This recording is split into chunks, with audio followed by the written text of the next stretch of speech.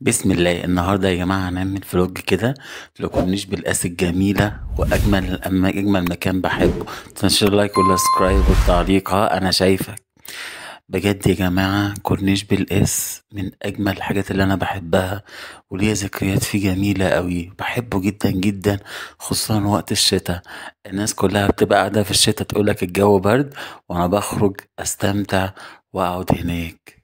تعالوا بينا نشوف كورنيش ونحس بجماله. شايفين يا جماعة الجمال؟ شايفين الروعة؟ شايفين المية وهي ماشية تحس بالجمال.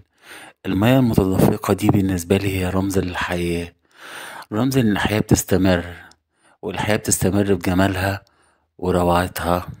بس انت عشان تحس بجمال كل شيء لازم من جوه نفسك انت تكون جميل.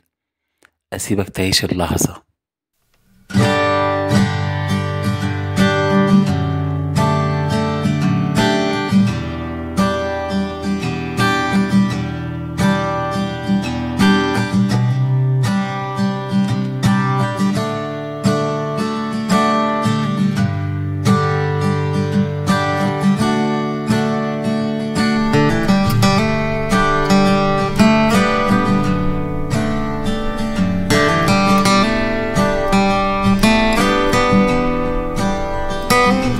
وبجد عجبني قوي المنظر ده، حسيت كأنه لوحة فنية، قطعة من الجمال.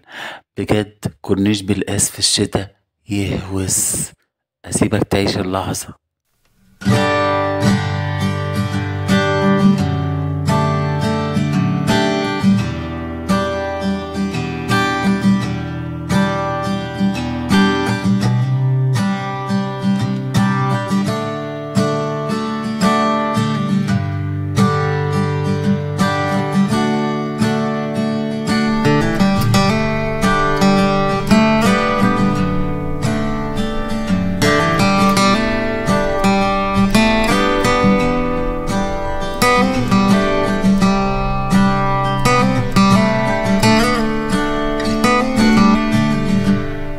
وهنا بجد شكل الشجرة كان يهوس، بجد شكلها لمس قلبي.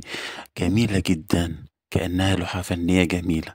أسيبك تعيش اللحظة، وما تنساش اللايك والاشتراك والتعليق عشان تشجعني إن أنا أعمل حاجات تانية كتير. شكرا.